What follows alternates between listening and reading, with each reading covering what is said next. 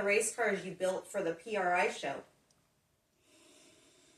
Back in 2006, I had a car ready to go for 2007 in about the end of October. And Jay Neal at BSB called me up one day, which was not normal at that time. And he was preparing for the PRI show for that winter. And originally, a chassis builder was going to build him a fabricated stubbed modified. So this topic of fabricated stubs on modifieds is well over 20 years old. And why we're still racing on stock clips on these cars, I'll never know. But that's a story for another day. Anyway, that fell through because the chassis builder did not want to upset USMTS and IMCA. So they ended up not building the car. So here's Jay in October with no car. So he calls me up, and this car is minus a motor and a couple other pieces. Calls me up, wants to know if he can use my car. And like any racer, I'm like, absolutely, but what's in it for me? So we come to an agreement, and it already had a lot of his parts on it. But he had a lot of parts assembled or arranged for that was going to go on this other car that needed to be on the car in his booth. So over the next week or two, I get a whole nother car worth of parts just about. And I need to strip my car and put all these parts on it. Now, this car was definitely not assembled the first time to the caliber of what a car needs to be for the PRI show. So I reworked a lot of stuff on it. We put another body on it, new deck, because cars in the PRI show, if you've been, you know what they look like. If you've never been, they're show cars. Everything that goes to the PRI show is the best of the best. And back then, it was way more dirt racing stuff than anything else. So I worked all night, every Saturday, every Sunday on this car, and got it ready to go. This was the first year that the PRI show was not in Indy, and it was down in Orlando. So we had to leave. I don't know. I think we might have left on a Sunday, maybe a Saturday. Probably a Saturday. And we head out to PRI show with this car. Got all of Jay's booth in my trailer, got my car in the trailer. We go. And on the way there, we keep driving by the event center it was in, not knowing how to get there from the highway. We can see it as we're driving by it, but we can't figure out the right exit. And we end up driving by this place 3 times each direction on a turnpike. Cost me about $125. I remember that. My truck and triple axle trailer and, Anyway, we end up getting there. And that car,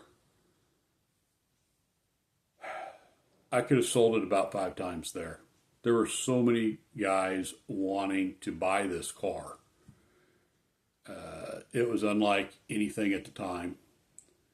The body and the everything was such that it was kind of a one-off. David Allen did the body, and he just did a phenomenal job on it. It's kind of funny is he did not do the lettering on that car, and we stopped in a Walmart parking lot in Little Rock, Arkansas, and one of the Shaw guys came and put the wrap on it in a parking lot, and it was about 28 degrees out, and yeah, it was cold. Lucky it stuck. Lucky he knew what he was doing, and it only took a couple of hours, and it was done. So anyway, that was my first experience of going to the PRI show.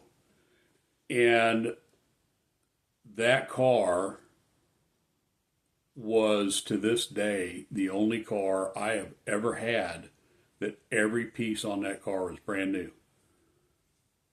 And when I say every piece, all of the motor, from the carburetor to the oil pan, was new, front to back. I mean, it just 100% of that car is brand new. And just by luck, that car made 4 races. And I got turned sideways coming out of turn 2 at my home track. And at that time, one of my best friends, Jim, God rest his soul, run right into the center of it. I was sitting sideways in the racetrack, and he hit me so hard. So on the first lap of the race, he hit me so hard that car was bent at least a foot in a U. And it ruined everything. It broke the transmission, it broke the bell housing, it ripped the motor mounts out of the block, rear end housing was bent. I stripped that car down, took all the parts off it that I could, ended up putting another car together. But that frame, I took that frame to a local metal guy at a recycling yard in the town I lived in. And at the time, scrap was not worth much. So they had these mountains of scrap in their place that you could see driving by it, which I drove by it every single day. And he took that frame, which was green, which to this day I say that's why it made 4 races, because it was a green frame. Anyway, that frame sat on top of the highest pile that I could see from the road every day when I drove by, twice a day, both going to work and coming home from work. That car sat there for about 2 years on top of that pile. I still think of it. My wife still brings it up every once in a while. But that was a very, very nice car that I didn't get a race. Then fast forward a few years and had the opportunity to have a car in the QA1 booth, and Marshall Feggers was gracious enough to allow us to build a car to put in his booth. And to this day, Marshall Feggers and we still get along great. He's moved on to another company. I do business with them since he's there. Great guy. Great guy. In fact, I run into him this year at the PRI show and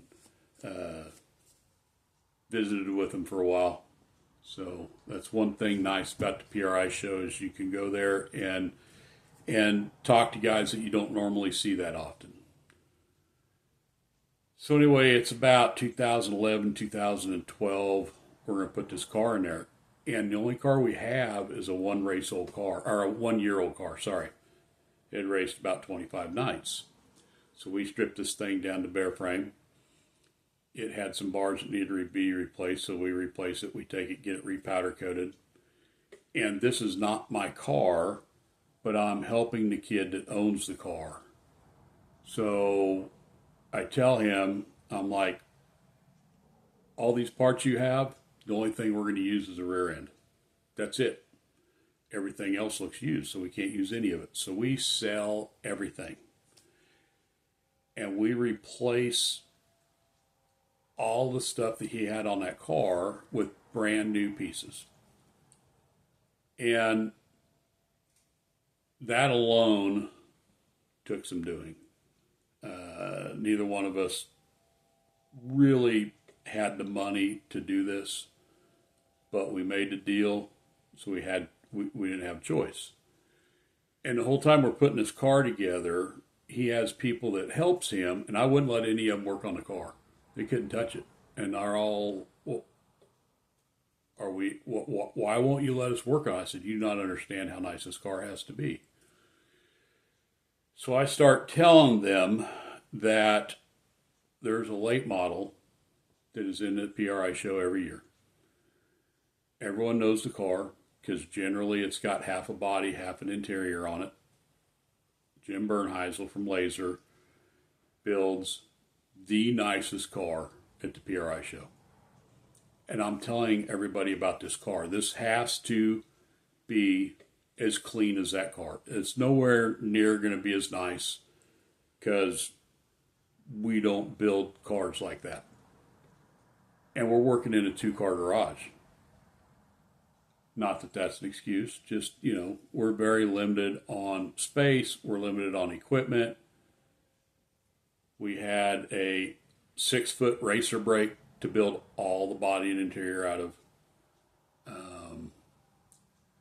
But I am just being anal about how this car goes together. And they're all starting to get upset with me. And I just keep telling them, you don't understand how nice this has to be. This is going in one of the bigger booths there. It's QA1 at that time was huge in dirt racing. They're still pretty big in it, but they've got a lot of other stuff going on as well. So, and I'm like, and I want this to be as nice as that Laser car. So we load this thing up. We get there, and the straps come loose on the car on the way there. And the car rolled back, and the rear bumper got into the back door on the trailer, and it rubbed the paint off it. I was sick to my stomach. We fixed it by just getting a couple of decals and putting on the bumper, and no one really knew it, what had happened. But it just was, I just couldn't believe that it come loose, and thank goodness it didn't bounce around and get the body into the side of the trailer and really tear some stuff up. So anyway, we go in and look for the QA1 booth, and I couldn't believe it. This car was not just going to be in their booth. It's sitting right next to Jim Bernheisel's Laser late model.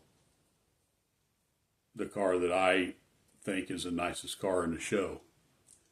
And it's like, this could not be. I was not happy about that, to say the least.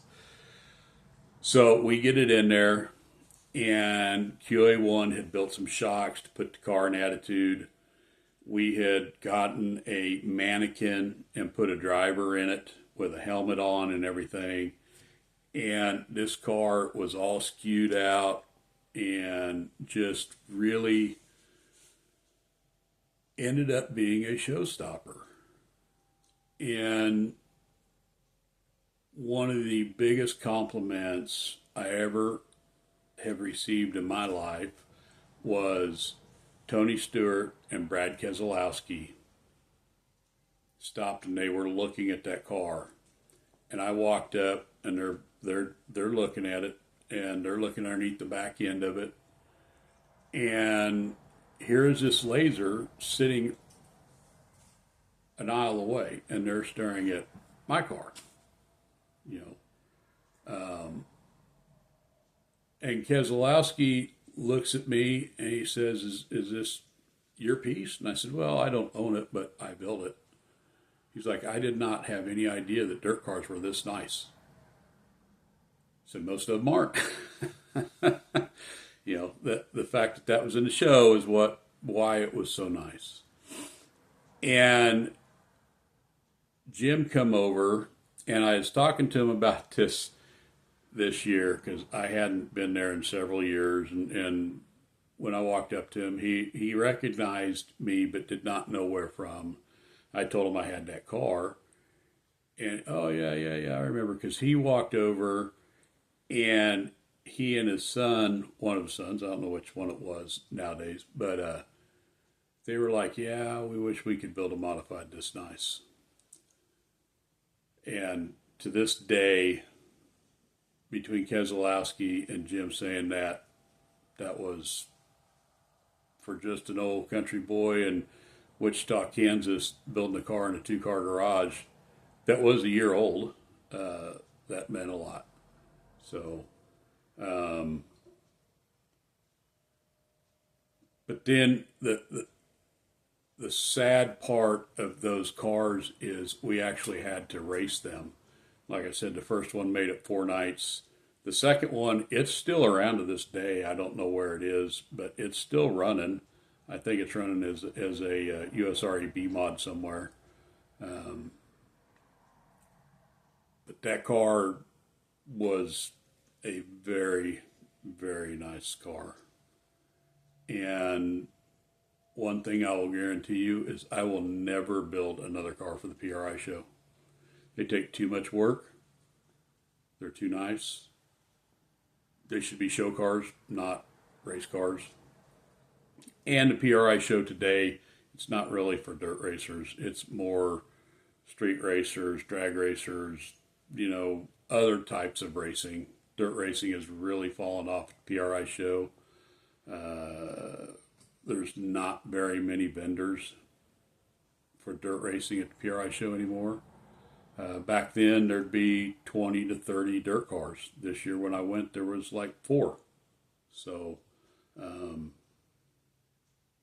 but it means a lot to me this day that I did have the opportunity to have 2 in there, and they were very nice cars. So that's the story behind me having cars in the PRI show. If you're looking for a trailer or a car, look us up. BRT trailers and BRT race cars.